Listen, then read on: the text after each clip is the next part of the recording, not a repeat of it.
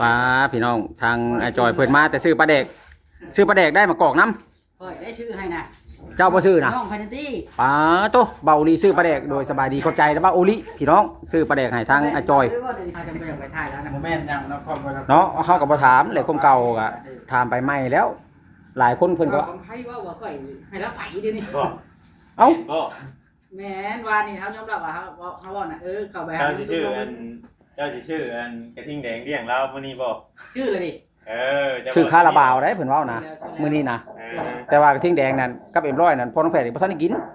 เพิ่นว่าสิซื้อM100เลี้ยงพอแพทย์พร้อมเลี้ยง4มื้อแล้วหากบ่ได้กินจักมื้ออันว่าM100 50กินแต่คาราบาว มือพ่อแพทย์กินจนเหลือ แม่นบ่พ่อแพทย์ พ่อแพทย์ไม่ได้ชื่อถึงค่อยกินเครื่อ แผนหาจะได้กินดีเด้ แน่ ออกมาสองมื้อวานนี่กับมื้อนี้นะ บ่ เลี้ยงชิมื้อใช้ ก็มือใดออกมามันค่อยเรียกมือนั่ง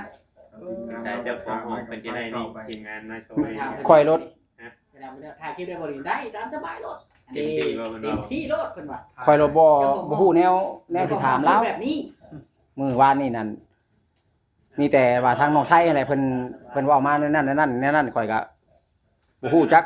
เบื้องหลังเบื้องลึกของมันทาง เป็นเดือนเป็น พระเจ้าอะนะพี่น้องเอ้ยบ่แม่นว่ายู่แย่บ่แม่นว่าเข้าข้างคุณเข้าข้างพี่ดอกเฮาก็เพราะว่าทางน้องตุ๊กแล้วก็ทางน้องไส้เพิ่นก็เว้าในนั้นเนาะ แม่น เพราะว่าเฮาว่าเรื่องแม่นเรื่องที่แม่นเรื่องที่ผ่านมาแล้วแล้วก็เฮาว่าพอให้มันแล้วบ่ต้องรื้อฟื้นขึ้นมาเพราะว่าจังได๋เฮาก็เป็นพ่อแม่กันจังซี่นะ แม่น เพราะว่าคันว่าพ่อแม่บ่มีคันลูกมีก็ลูกก็ต้องให้พ่อแม่อยู่แล้วเนาะคันว่าพ่อแม่มีก็พ่อแม่ก็ต้องเอาให้ลูกอยู่แล้วพี่น้องเอ้ยคันเว้าไปหลายมันก็สิอันเป็นแบบว่าผิดกันพ่อแม่ลูกนะ แม่นบ่เข้าไป แม่นหั่นแหล้วเนาะบ่าวบอส แม่น เฮาควรฮักแพงกันได้ แม่นบ่ ดีที่สุด มีเหตุผลอีหลี คันว่าเฮาพ่อแม่เนาะลูกเต้านี่คันว่าบ่เบิ่งกันบ่อาศัยกันก็เบิดแล้วไผสิมาเบิ่งเฮาให้ผู้อื่นมาเบิ่งเฮาให้ยากแล้ว ตั้งใจไปเยี่ยมเบิ่งลูกเบิ่งหลานน้อยเนาะ แม่นไป ไปเยี่ยมแม่ เพราะว่าไปตั้งแต่มือมัดแขนพุ่นก็บ่ได้ไปก็โดนเติบหั้นนะมีเมื่อวานนี่ไปใกล้พุ่นก็เลยแวะเข้าไปเยี่ยมแล้ว พี่เฮาสองคน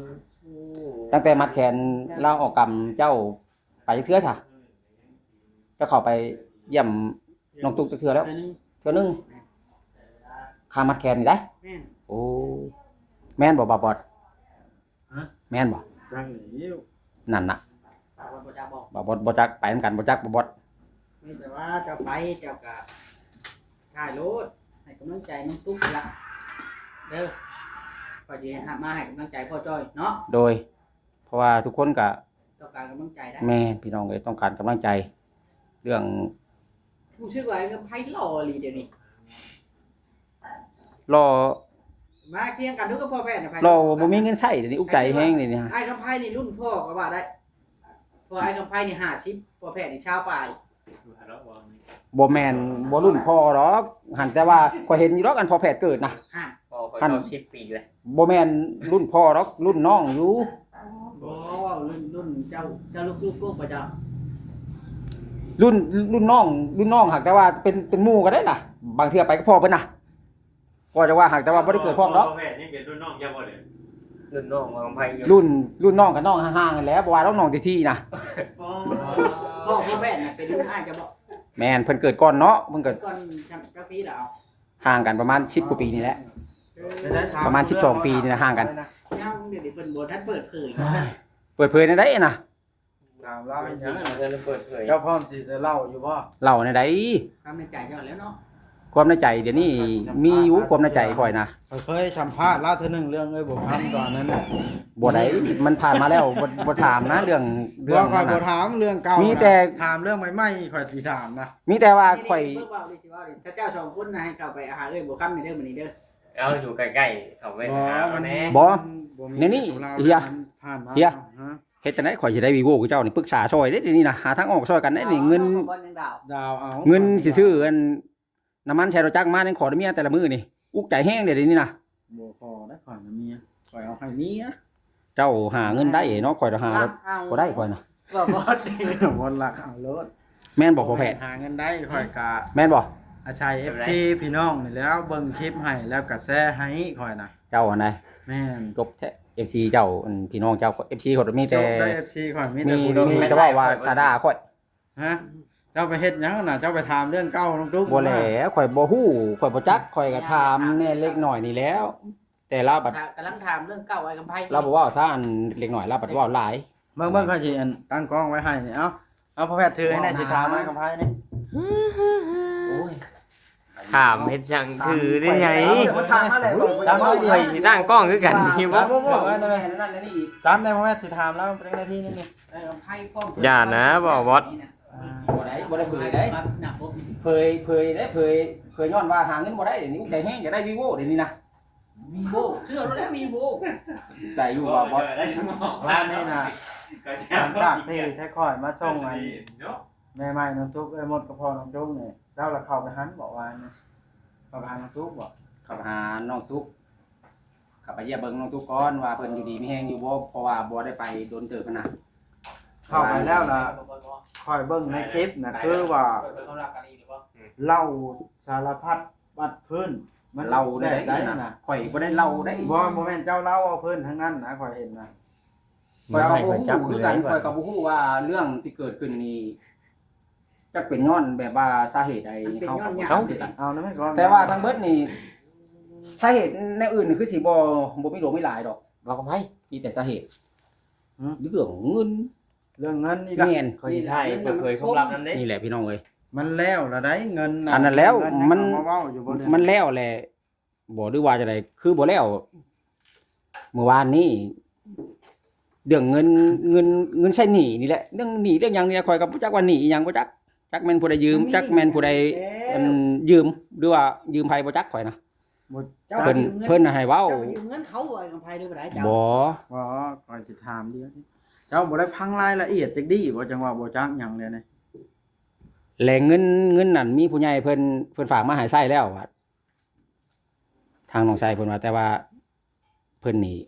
ใช้หรือยังบ่ใช้ข่อยก็บ่จัก ตั้งพ่อมันยังว่าใช่บ่เราน่ะ เพิ่นว่าทางพ่อเฒ่าบ่ทันใช้ บ่ใช่ แลเพิ่นเลยโทรมาถามแม่นและเพิ่นแลทางอันผู้ให้ยืมนั้นเพิ่นฝากมานั่นแต่ข้างก่อนนั้น 1,000 บาทกับ400,000นั่นเพิ่นฝากมาซอยและบัดนี้ทางนี้ยันเงินบ่พอเลือดบ่พอหยังแลโทรไปขอยืมอีก 2,000 บาทนะแต่เพิ่นให้ใช้แต่ 2,000 บาทเงินจำนวนที่ว่า 1,000 กับ400,000 บาทอัน4,000กีบ 400,000 บาท 4,000กีบและเพิ่นบ่ให้ใช้และมีผู้ใหญ่เพิ่นฝากมาเป็นเงินกีบเพิ่นฝากมาเป็นเงินกีบแล้วไปแลกเป็นเงินบาทแล้ว จะมาได้ถึงแล้วจะยังบ่ได้ แม่น ใช่ไอ้กำไพเปิด 2,000 บาทว่าซั่นแต่ว่าทางพ่อเพิ่นบ่ได้โอนให้บ่รู้ว่าจังไดข่อยก็บ่จัก ในฐานะทีมงานสายบุญทีมงานของพวกเฮานี่น่ะ จักสิเฮ็ดจังไดข่อยก็บ่จักคือกัน ในฐานะค่อยเคยเข้าไปซอยเนาะค่อยละ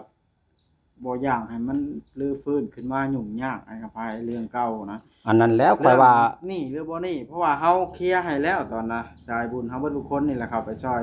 เคลียร์ให้เรียบร้อยแล้ว เรื่องนี้ใช่หรือบ่ใช่บาดนี้เฮาบ่รื้อฟื้นขึ้นมาแล้วแต่เพิ่นบาด แม่น แล้วก็บ่ให้ทางนั้นเว้าบ่ให้ทางนี้เว้าถึงย่านมันผิดกัน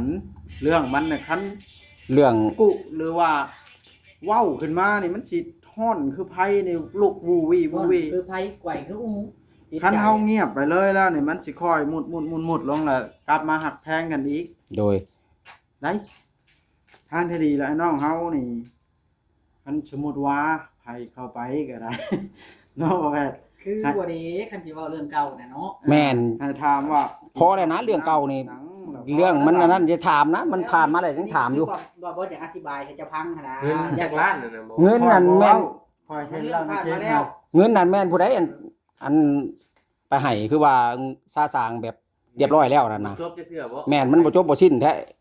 บ่มันจบแล้วถ้าค่อยเฮ็ดจบแล้ว นี่สินใช่เบิ่นแล้ว แม่นถ้าเฮานี่เฮาบ่อยากให้เว้าดอกแต่ว่าคือทางนั้น คือทางนั้นนี่เขาโทรมาทวงนำมันพวกน้องตุ๊ก เจ้าของเงินน่ะเล่าอย่างนั้นแนวนั้นน่ะนะ โทรมาทวง เราเว้านะเขาโทรมาทวงเราอ่ะ ที่โทรมา อันผู้ เจ้าของนี่ เจ้าของหนี้นั่นโทรมาทวงเงิน 2,000 นั่น แล้วไผเป็นผู้ยืมบ้านนะพอจอยบอกเป็นผู้ยืม ข่อยก็บ่ฮู้ งั้นพอจอยเป็นผู้ยืมให้แล้วรับผิดชอบสิทวงหยังทางน่ะ และระหว่างโทรมาถาม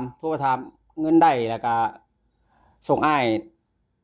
คันเวลาบ่ได้แท้ก็ส่ง1,000ก็เอาล่ะว่ะหรือว่าเทื่อละ1,000ก็ได้ล่ะว่านะอ้ายก็จะเป็นอยากใช้เงินผู้ให้ยืมหันนะแต่ทางนี้บัด ย่างให้ไผเป็นผู้ใช้บ้านนี่เขาเว้านะ เพราะว่าเงินมีผู้ใหญ่เพิ่นฝากมาให้ใช้นั่นเป็นเงินกีบแล้วไปแลกเป็นเงินบาทว่าแต่ว่าเงินนั้นบ่ฮู้อยู่นำไผว่าทางผู้น้องชายว่าอยู่นำพ่อเฒ่าเงิน 2,000 บาทหั่นนะแต่ข่อยนี่บ่ได้อยู่ในเหตุการณ์ว่าอยู่นำไผก็บ่จักนะพี่น้องเอ้ยเนาะเพราะว่าคือ FC เพิ่นก็เว้าว่าเงินก็ ทางที่ดีทางที่ เพิ่นบ่ให้ทางน้องตุ๊ก เข้าไปถ่าย ถือไว้กับ อย่าเข้าไปถ่ายเด้ น้องไซ บาทดิ หมอถ่ายก็ถ่ายถามข้าวซุกดิบแบบว่าใช้ชีวิตประจำวันก็บ่เป็นหยัง เรื่องเงิน แม่น เรื่องเงินเรื่องหยังบ่ต้องว่าหยัง มันเดือด เพราะว่าข่อยเข้าไปกับบ่ได้ว่าถามเรื่องเงินเรื่องคำหรอกข่อยว่า ไผบอกเจ้า อันที่เบาลีบ่ข่อยก็ไปข่อยก็ถามนั่นนี่ล่ะเบาลี ก็บอกเข้าไปนะ ก็อยู่เว้า เห็น นะ หยังจุดประสงค์แบบใดจังให้เว้าเข้าไปบ้างนะ ข่อยอยากไปหาไอ้จอยเพิ่นบ่ยอมให้ไปนี่น่ะ เพราะว่าคอยเว้าเนี่ยมันคอยจะไปเบิ่งไอ้จ้อยก่อนจังเราอยู่ไสนะไอ้กำไผก็เข้าไปน้ำเขาเอ้ยแก้วไอ้ชุกเนาะนี่ละ อ๋อ เป็นหมู่กันข่อยว่าจัง ข่อยว่าข่อยสิไปนำเพิ่นว่าบ่ได้บ่ให้ไปได้เพิ่นว่านะบอกข่อย2 3เทื่อข่อยเลยอ่ะจะเป็นไปหาน้องตุ๊กซะข่อยก็ดี ไผเป็นผู้อัน เบาลี ใครเป็นผัวเอาไปไปนะ เบาลีบ่ยอมให้ข่อยไปนำเพิ่นรถคันเดียวรถข่อยก็มีเพิ่นน่ะบ่ให้ไปนำ เดี๋ยวตามหลังแล้วรถ บ่ คน ได้ ละ เพิ่นบ่ท่าเด้เพิ่นว่าน่ะข่อยว่าท่านี่ท่านี่กับ เจ้าแห่งไว้ จะเห็นไว้ เพิ่นบ่ท่าข่อยเมื่อวานนี่ไปก็บ่เวียง เอาบัดนี้ไอ้กับไผมีแต่ว่าหักแพงกันได้เบิ่งก่อนเด้ โอ้ยยามใดข่อยบ่ฮักแพงยามใดก็ฮักแพงเก่าแล้ว บัด เด้ นี้ อ ล่ะ ข่อยสิเว้านี่ข่อยที่ข่อยเข้าไปนี่ ข่อย นี่เนี่ยนี่ข่อยว่า บัดนี้ล่ะพัง แพงกันนะ น้อง เบิ่ง เว้ากันบัดนี้ล่ะเข้าไปแล้วบ่ให้ถามเรื่องเงินเรื่องหยังเด้อแต่ละคนนะ โดย ถึงเฮาสิบ่เว้าก็อย่าบ่ให้พังนั้นเว้านะ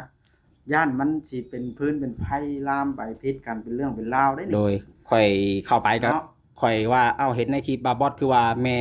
ใหม่กับพ่อเจ้าเห็นฮุบกระเป๋าเพิ่นง่ายบอลอยู่เจ้าฮู้อยู่บ่เพิ่นว่าบ่ฮู้ อ๋อ ข่อยบ่ได้ถามหรอกเรื่องเงินเรื่องหยังนะแล้วผัวเพิ่นเข้ามาเลยระบายเรื่องเงินเดี๋ยวนี้นะ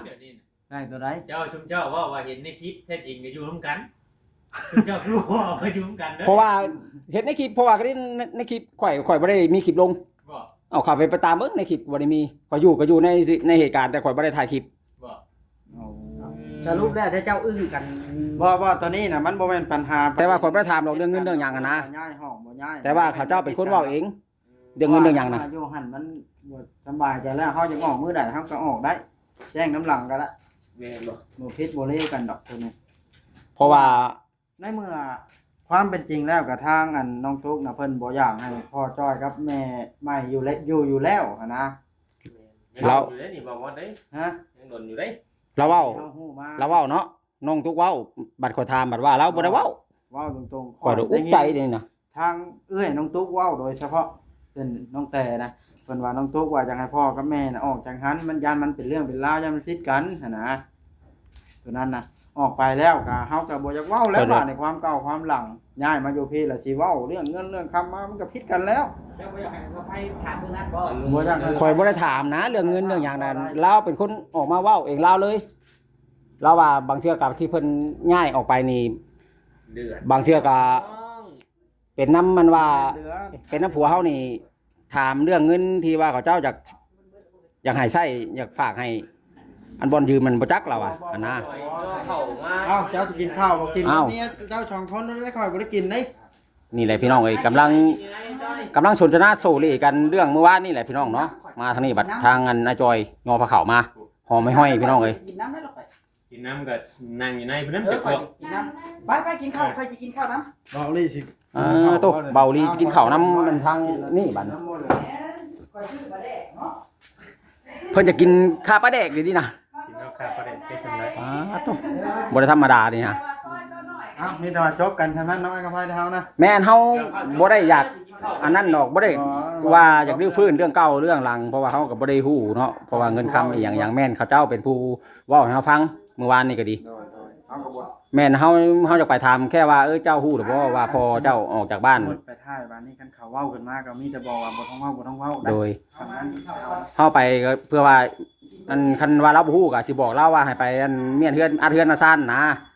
เรื่องเมื่อวานนี่น่ะบ่ได้ว่าจะไปเว้าเรื่องเงินเรื่องคำดอก ก็มีแต่ทางอันน้องไซแล้วก็น้องตุ๊กเพิ่นเว้าออกมาเองพี่น้องเอ้ยโอ้ยเนาะทางทีมงานก็ดีโดยเรื่องมันผ่านมาแล้วก็ยังมาถามหรือข่อยฟื้นอยู่เพิ่นก็ให้ข่อยแล้วเนี่ยนี่บ่าวบอสเนาะเรื่องเงินข่อยบ่ได้ฮู้จักเป็นหยังต้องถามบ่เวียงเด้ตัวนี้รายละเอียดนี่เอ้าพี่น้องเอ้ยจบเท่านี้พี่น้องเรื่องเงินเรื่องคำที่ผ่านมาก็ให้อันพ่อแม่แล้วก็ทางลูกนี่แหละก็บ่ให้เว้าให้กันพี่น้องเนาะคันว่าลูกมีก็ให้พ่อแม่แน่คันว่าพ่อแม่มีก็ให้ลูกเป็นเรื่องของธรรมดาได้พี่น้องเอ้ยเรื่องนี้ก็ดีเพราะว่าเฮาเป็นพ่อเป็นแม่ก็เป็นลูกเป็นเต้าถ้าลูกบ่ให้พ่อให้แม่ถ้าว่าลูกมีก็ พี่น้องเอ้ย จักสิให้ไผพี่น้องเอ้ยนี่แหละคือตอนนี้ก็เพิ่นยังบ่ได้มีงานเฮ็ดอยู่ห้องเช่าพี่น้องเอ้ยตอนนี้ก็ดี ไอ้ในตันเห็นแล้วพอดี ตันทางอันบ่าวบ่เวียงสิเข้าไปกินข้าวกับข้านโต๊ะ อย่าเก่งใจบ่ได้ ไอ้ว่าตามสบายเลยเกรงใจ คนกับคนมากินสมเนาะ มันจะกว้างเนาะ การไปเก็บกระดูก เราแบบ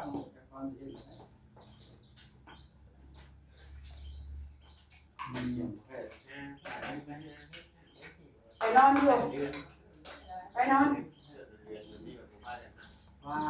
เจ็บปวดว่าเรื่องสวยได้ดีดอนพึ่ง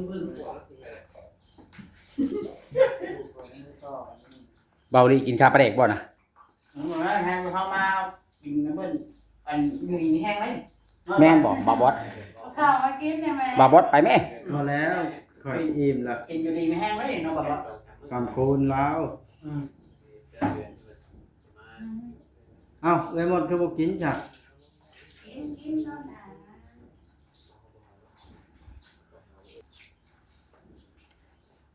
พอน้องแพทย์จะเข้าอยู่คาตุ บ่คนแผ่นบ่ได้เข้าแล้วตากล้องซื้อ ได้ครับ กินแล้วพากันกินแล้ว เป็นจังได๋เบาลีแซ่บบ่ นั่น คันแซ่บอยู่โป้เด้คันแซ่บน่ะแซ่บแห้งพี่น้องอยู่2โป้เลย ก็เดี๋ยวมันต้องไปต้มอีกน้อยเนาะ แม่ เวลาเราจะเข้าไปต้มอีก นั่ เนาะ นแหละยังว่ามันบ่เปื่อย ม้วนไหน ทางเนี่ย จะพันหรือจะเดือด 50พันทางหนึ่ง50พัน มันไหนเนาะ เขาบ่ได้สั่งเป็นโลใครเป็นงานเดี๋ยวก็ได้ซื้อแต่มันแพงกว่าซื้อดอก เพราะว่าอันทางมันนี่เขาจะไปต้มแล้วก็เขามาพักก้อยให้ตัวดิเป็นในห้างเขากินม้วนนะเนาะเบาสบาย แม่น ทำมันเปื่อยมาก มันขับอยู่เนาะเจ้าคนนี้จะใครวะหรือคนใคร แล้วจะได้รู้สึก ดูเป็นใครเดี๋ยวเขาบอกใครมาเนี่ยว่าผังไว้กันอยู่เห็นไหมไม่ใช่ไว้ก็ถึงเนาะเป็นใคร ก็ว่าอยู่ว่าลืมไว้ได้ตุ่มน้ำงัวไปเดี๋ยวไปตลาดไม่เอาไปเดินจับมาเรื่องคนเปลี่ยนน้ำบอก